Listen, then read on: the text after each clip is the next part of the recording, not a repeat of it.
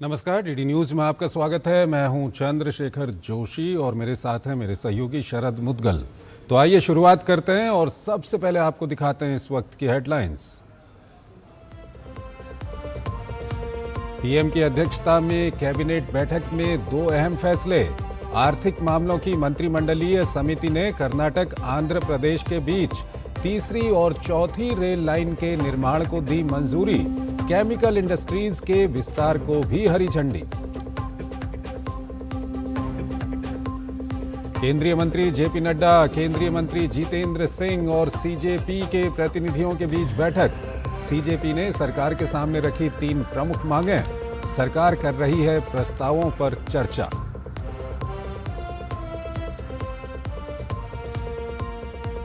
Paper leak मामले पर दिल्ली और बॉम्बे हाईकोर्ट ने गठित की फास्ट ट्रैक अदालत। राउज एवेन्यू कोर्ट ने लीक मामले में आरोपी मनोज शिरूरे की जमानत याचिका की खारिज।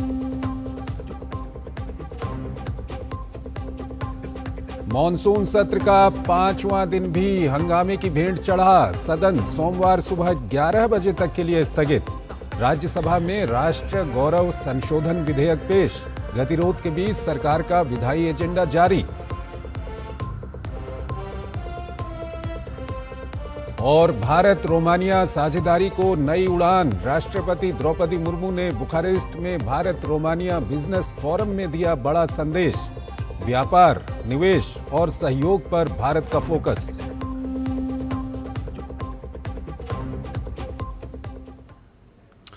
और आइए अब खबरों को विस्तार से देखते हैं। प्रधानमंत्री नरेंद्र मोदी की अध्यक्षता में आज केंद्रीय मंत्रिमंडल की बैठक हुई, जिसमें 2 अहम फैसलों को मंजूरी दी गई। केंद्रीय मंत्री अश्विनी वैष्णव ने फैसलों की जानकारी देते हुए बताया कि आर्थिक मामलों की मंत्रिमंडलीय समिति सीसीईए ने कर्नाटक और आंध्र प्रदेश में बेल्लारी गुंतकल खंड की तीसरी और चौथी लाइन के निर्माण को मंजूरी दे दी है। करीब 1,264 करोड़ रुपए की लागत वाली इस परियोजना को वर्ष 2028-29 तक पूरा किया जाएगा। इससे भारतीय रेल के मौजूदा नेटवर्क में लगभग 46 किलोमीटर की बढ़ोतरी होगी। ये मल्टी ट्रैकिंग परियोजना पीएम गति शक्ति राष्ट्रीय मास्टर प्लान के तहत विकसित की जाएगी, जिसका उद्देश्य बेहतर मल्टी मॉडल कनेक्टिविटी और लॉजिस्टिक दक्षता बढ़ाना है। परियोजना कर्नाटक और आंध्र प्रदेश के 3 जिलों को कवर करेगी और करीब 99 गांवों को बेहतर रेल संपर्क उपलब्ध कराएगी। इन गांवों की आबादी लगभग 7 लाख है।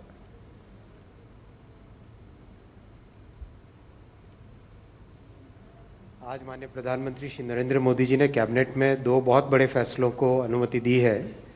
पहला है आंध्रा और कर्नाटक को जोड़ने वाले बहुत एक इम्पॉर्टेंट इकोनॉमिक कॉरिडोर में रेलवे की 3rd और 4th लाइन, और दूसरा है केमिकल सेक्टर को एक टोटली नए तरीके से भारत में डेवलप करने के लिए एक नई स्कीम की घोषणा हुई है, आज अप्रूव हुई है।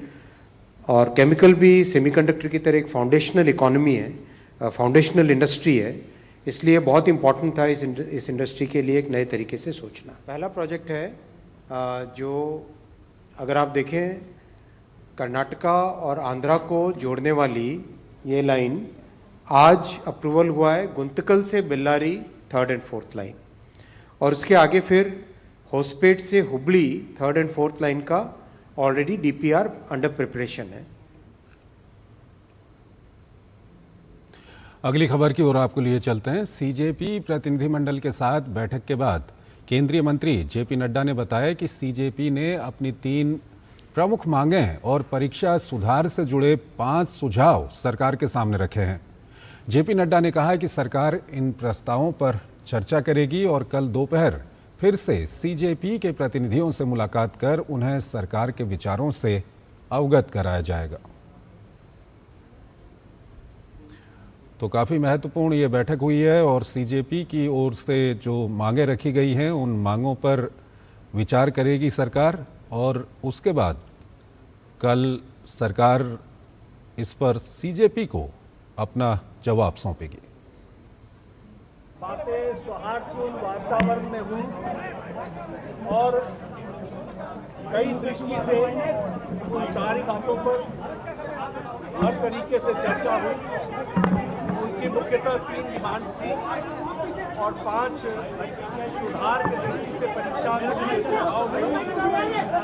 हमने उनको कहा है कि हम कल आपके साथ दोपहर बाद मिलेंगे और फिर हम आपसे जो चर्चा वो आपको बताएंगे। कैबिनेट के एक अन्य फैसले की जानकारी देते हुए केंद्रीय मंत्री अश्विनी वैष्णव ने बताया कि केंद्रीय मंत्रिमंडल ने भारत औद्योगिक विकास योजना रसायन यानी कि भव्य रसायन योजना को मंजूरी दे दी है। इसके तहत देश में 3 समर्पित केमिकल पार्क विकसित किए जाएंगे। इस योजना के लिए कुल 3030 करोड़ रुपए का वित्तीय प्रावधान किया गया है। इसमें 3000 करोड़ रुपए कॉमन इंफ्रास्ट्रक्चर सुविधाओं और 30 करोड़ रुपए प्रशासनिक खर्च के लिए रखे गए हैं। ये योजना वित्त वर्ष 2026-27 से 2030-31 तक 5 साल चलेगी। योजना के तहत केंद्र सरकार प्रत्येक केमिकल पार्क के लिए अधिकतम 1000 करोड़ रुपए तक की सहायता देगी। इसके लिए संबंधित राज्य सरकार को कम से कम 500 करोड़ रुपए का योगदान देना होगा। माननीय प्रधानमंत्री जी ने इस इंडस्ट्री पे बहुत ध्यान देके भव्य रसायन स्कीम बनाई है। भव्य रसायन स्कीम का बेसिक थीम है plug and play chemical parks. Plug and play chemical parks time tested strategy है, दुनिया के कई देशों ने की है ये। और इस स्ट्रैटेजी में केमिकल में कॉम्प्लेक्सिटी आती है एनवायरमेंटल इश्यूज के कारण। एनवायरमेंटल कंसर्न्स बहुत इंपॉर्टेंट है केमिकल इंडस्ट्री में। Then safety becomes very important because workers की सेफ्टी और इसके अलावा जो भी आसपास लोग रहते हैं, जो भी काम उस एरिया से जुड़े हैं, उन सब की सेफ्टी। तो इन सब को ध्यान में रखते हुए 3 डेडिकेटेड केमिकल पार्क्स बनाए जाएंगे। These 3 dedicated chemical parks will basically be selected through a challenge mode। जो स्टेट गवर्नमेंट जिस तरह से परफॉर्म करेगी और जिस तरह से अपना इनिशिएटिव लेगी उसके बेसिस पे ये केमिकल पार्क्स डिसाइड होंगे। प्रधानमंत्री नरेंद्र मोदी की विशेष अदालतों के गठन की घोषणा के बाद दिल्ली हाईकोर्ट ने फास्ट ट्रैक कोर्ट का गठन कर दिया है। दिल्ली हाईकोर्ट ने गुरुवार को public examinations prevention of unfair means act 2024 के तहत मामलों की सुनवाई के लिए खास तौर पर एक फास्ट ट्रैक कोर्ट का गठन किया। रजिस्ट्रार जनरल अरुण भारद्वाज की ओर से जारी एक आदेश में हाईकोर्ट ने कहा कि चीफ जस्टिस DK उपाध्याय ने राउज एवेन्यू कोर्ट के कॉम्प्लेक्स में नए बने फास्ट ट्रैक कोर्ट में अनु ग्रोवर बालिगा को स्पेशल जज PC एक्ट CBI के तौर पर तैनात करने का आदेश दिया है। ये ट्रांसफ़र तुरंत प्रभाव से किया गया है। ये कोर्ट खास तौर पर public examinations prevention of unfair means act 2024, जिसे आमतौर पर नकल रोधी कानून कहा जाता है, के तहत अपराधों और उनसे जुड़े अपराधों की सुनवाई करेगी। हाईकोर्ट ने निर्देश दिया है कि न्यायिक अधिकारी राउज एवेन्यू कोर्ट कॉम्प्लेक्स के प्रिंसिपल डिस्ट्रिक्ट एंड सेशंस जज कम स्पेशल जज PC एक्ट CBI के प्रशासनिक नियंत्रण में काम करेंगे। महाराष्ट्र में परीक्षा पेपर लीक मामलों की सुनवाई अब तेजी से होगी। बॉम्बे हाईकोर्ट ने ऐसे मामलों की सुनवाई के लिए नागपुर और औरंगाबाद में 2 विशेष अदालतों को नामित किया है। इन अदालतों में पेपर लीक से जुड़े मामलों का फास्ट ट्रैक ट्रायल किया जाएगा। ये कदम केंद्र सरकार के अनुरोध के बाद उठाया गया है। बॉम्बे हाईकोर्ट के कार्यवाहक मुख्य न्यायाधीश रविंद्र B घुगे ने बताया कि केंद्र सरकार ने कम से कम 2 प्रमुख शहरों में विशेष अदालतें गठित करने का आग्रह किया था। इन विशेष अदालतों में सार्वजनिक परीक्षा, अनुचित साधनों की रोकथाम अधिनियम 2024 और भारतीय न्याय संहिता BNS 2023 के तहत दर्ज मामलों की सुनवाई होगी। इस कानून में प्रावधान है कि पेपर लीक से जुड़े मामलों का ट्रायल 3 महीने के भीतर पूरा किया जाए। औरंगाबाद की विशेष अदालत की अध्यक्षता न्यायाधीश SV पवार करेंगे, जबकि नागपुर की विशेष अदालत में न्यायाधीश गुलशन कोल्टे सुनवाई करेंगे। पेपर लीक की घटनाओं पर लगाम लगाने के लिए सरकार लगातार सख्त कदम उठा रही है। प्रधानमंत्री नरेंद्र मोदी ने हाल ही में पेपर लीक के खिलाफ नए कानून और फास्ट ट्रैक अदालतों की व्यवस्था को लेकर प्रतिबद्धता जताई थी।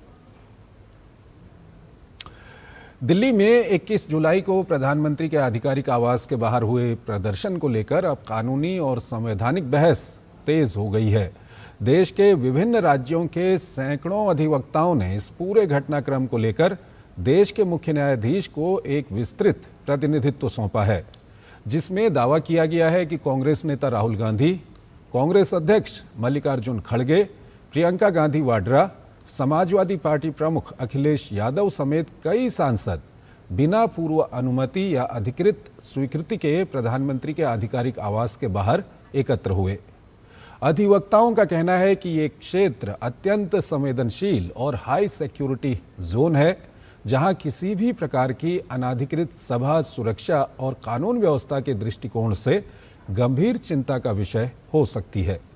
इसी आधार पर अधिवक्ताओं ने सर्वोच्च न्यायालय से अनुरोध किया है कि वो इस मामले का संज्ञान लेने पर विचार करे, ये परीक्षण करे कि क्या इस घटना में न्यायिक हस्तक्षेप की आवश्यकता है और भविष्य में प्रधानमंत्री, राष्ट्रपति, उपराष्ट्रपति और अन्य संवैधानिक पदाधिकारियों के उच्च सुरक्षा वाले परिसरों के आसपास किसी भी अनाधिकृत प्रदर्शन या सभा को रोकने के लिए व्यापक दिशा निर्देश जारी करने पर विचार करे। प्रतिनिधित्व में ये भी कहा गया है कि भारत का संविधान प्रत्येक नागरिक को शांतिपूर्ण और लोकतांत्रिक तरीके से विरोध प्रदर्शन करने का अधिकार देता है, लेकिन ये अधिकार पूर्ण नहीं है। इसे संविधान और कानून द्वारा निर्धारित सीमाओं के भीतर ही प्रयोग किया जाना चाहिए, विशेषकर उन स्थानों पर जहां राष्ट्रीय सुरक्षा और संवैधानिक पदाधिकारियों की सुरक्षा सर्वोच्च प्राथमिकता होती है।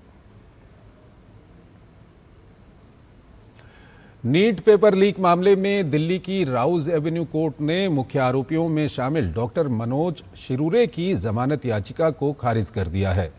अदालत ने इस मामले की गंभीरता को देखते हुए उन्हें फिलहाल कोई राहत देने से साफ इनकार कर दिया है। इस हाई प्रोफाइल मामले में केंद्रीय जांच ब्यूरो ने अपनी जांच का दायरा बढ़ाते हुए अदालत में कई अहम खुलासे किए हैं।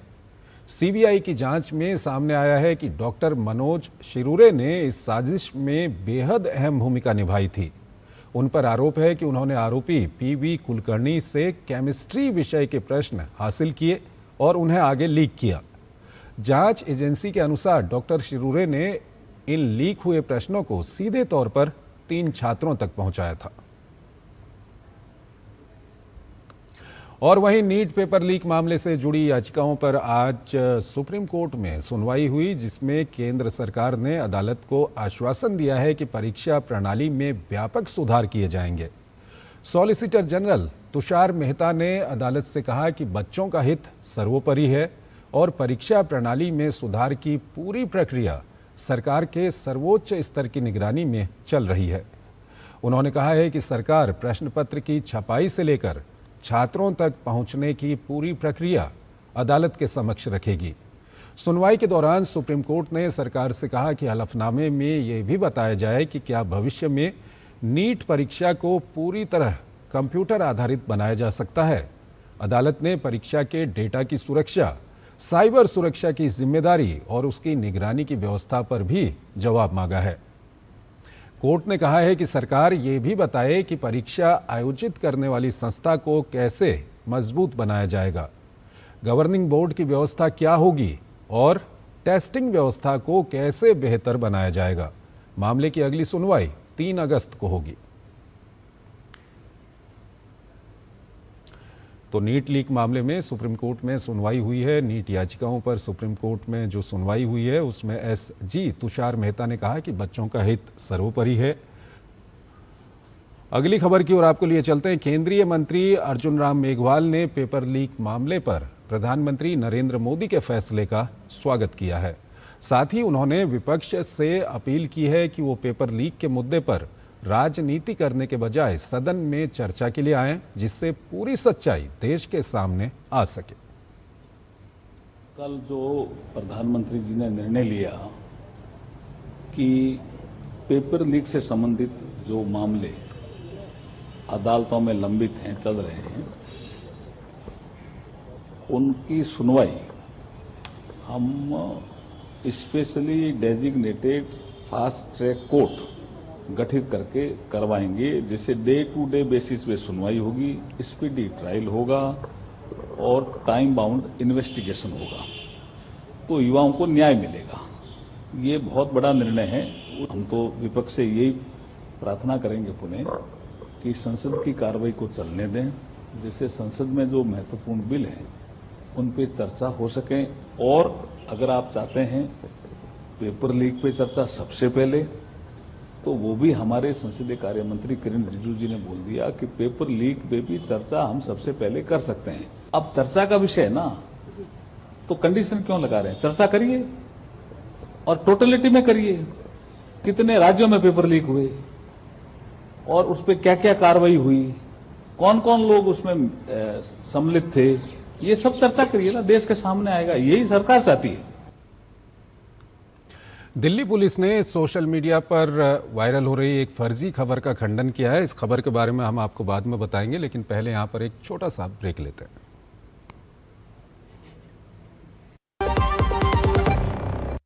जरा सोच के देखिए, आपके पास कुछ ऐसा है जो आपकी दुनिया बदल सकता है। जानते हैं क्या?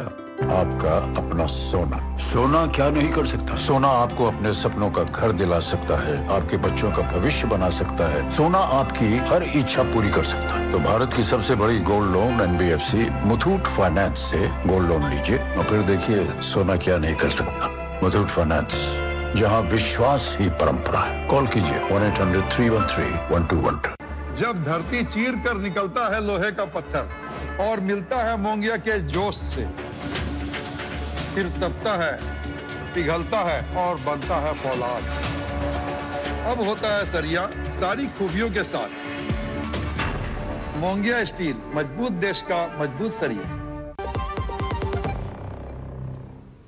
स्वागत है आपका ब्रेक के बाद। दिल्ली पुलिस ने सोशल मीडिया पर वायरल हो रही एक फर्जी खबर का खंडन किया है। दिल्ली पुलिस ने स्पष्ट किया है कि अभिजीत दीपके के निधन का दावा करने वाली कथित अखबार की कटिंग पूरी तरह से फर्जी है। पुलिस के अनुसार अभिजीत दीपके पूरी तरह स्वस्थ और सुरक्षित हैं। दिल्ली पुलिस ने कहा है कि इस तरह की भ्रामक सामग्री तैयार करने और फैलाने वालों के खिलाफ सख्त कानूनी कार्रवाई की जाएगी। साथ ही लोगों से अपील की गई है कि वो ऐसी बेबुनियाद खबरों पर विश्वास ना करें और न ही उन्हें साझा करें। केवल आधिकारिक स्रोतों से जारी जानकारी पर ही भरोसा करें। नीट पेपर लीक मामले समेत विभिन्न मुद्दों को लेकर लोकसभा में आज भी जोरदार हंगामा देखने को मिला। विपक्ष के लगातार विरोध के बीच लोकसभा की कार्यवाही बाधित रही। विपक्षी सदस्यों ने लोकसभा में जमकर हंगामा किया, जिसके कारण सदन की बैठक एक बार के स्थगन के बाद सोमवार सुबह 11 बजे तक के लिए स्थगित कर दी गई। और वहीं राज्यसभा में विपक्ष के लगातार हंगामे के बीच आज राष्ट्र गौरव अपमान निवारण संशोधन विधेयक 2026 पेश किया गया। केंद्रीय गृह राज्य मंत्री नित्यानंद राय ने ये बिल पटल पर रखा। ये विधेयक राष्ट्र गौरव अपमान निवारण अधिनियम 1971 में संशोधन का प्रावधान करता है। इस विधेयक का मुख्य उद्देश्य राष्ट्रीय गीत वंदे मातरम को राष्ट्रीय गान जन गण मन के समान वैधानिक व कानूनी संरक्षण प्रदान करना है। सदन की कार्यवाही के दौरान नीट परीक्षा पेपर लीक मामले पर विपक्षी सदस्यों ने लगातार हंगामा किया। सदस्यों के हंगामे के कारण राज्यसभा की बैठक 2 बार के स्थगन के बाद दिन भर के लिए स्थगित कर दी गई। लगातार नारेबाजी और व्यवधान के कारण सदन में सामान्य कामकाज सुचारू रूप से नहीं चल सका।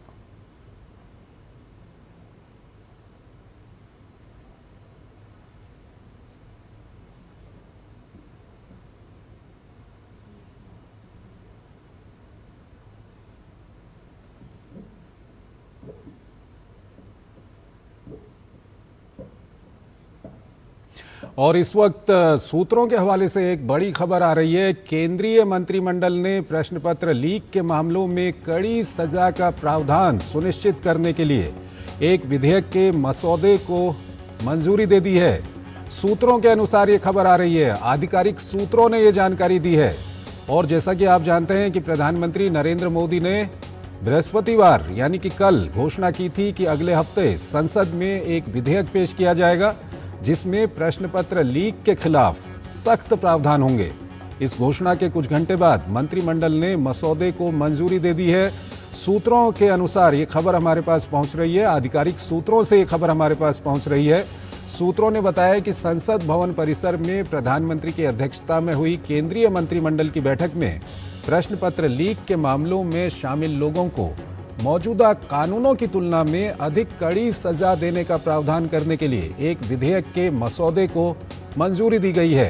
प्रधानमंत्री ने बृहस्पतिवार की मध्य रात्रि को एक वीडियो संदेश में कहा था, सोमवार को जब संसद के मॉनसून सत्र का दूसरा सप्ताह शुरू होगा तो प्रश्न पत्र लीक के मामलों में सख्त कार्रवाई के प्रावधानों वाला एक विधेयक लाया जाएगा और हम उसे जल्द से जल्द पारित कराने की कोशिश करेंगे। ये घोषणा ऐसे समय में की गई है जब कॉकरोच जनता पार्टी शिक्षा मंत्री धर्मेंद्र प्रधान के इस्तीफे, परीक्षा में हुई अनियमितताओं के लिए जवाबदेही तय करने, शिक्षा प्रणाली में सुधार और मई में नीट यूजी परीक्षा के प्रश्न पत्र लीक होने के बाद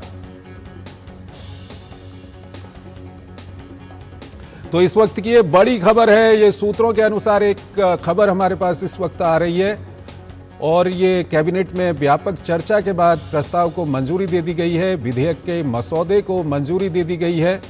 सख्त एक नकल करने वालों के खिलाफ या पेपर लीक करने वालों के खिलाफ एक सख्त सजा का प्रावधान वाला विधेयक तैयार कर लिया गया है। और सूत्रों के अनुसार हम तक ये खबर आ रही है कि प्रधानमंत्री मोदी की अध्यक्षता में जो कैबिनेट की बैठक हुई उसमें इस विधेयक को हरी झंडी दे दी गई है और अब इसको संसद के समक्ष रखा जाएगा।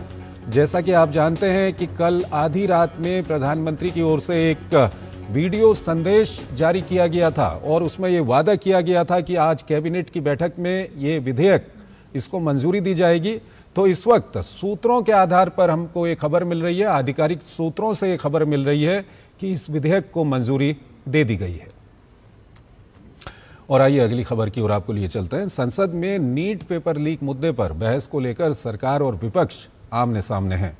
संसदीय कार्य मंत्री किरण रिजिजू ने आरोप लगाया कि विपक्ष चर्चा से भाग रहा है। उन्होंने कहा कि सरकार लगातार चर्चा की मांग कर रही है, लेकिन कांग्रेस ने सदन चलाने में सहयोग नहीं किया।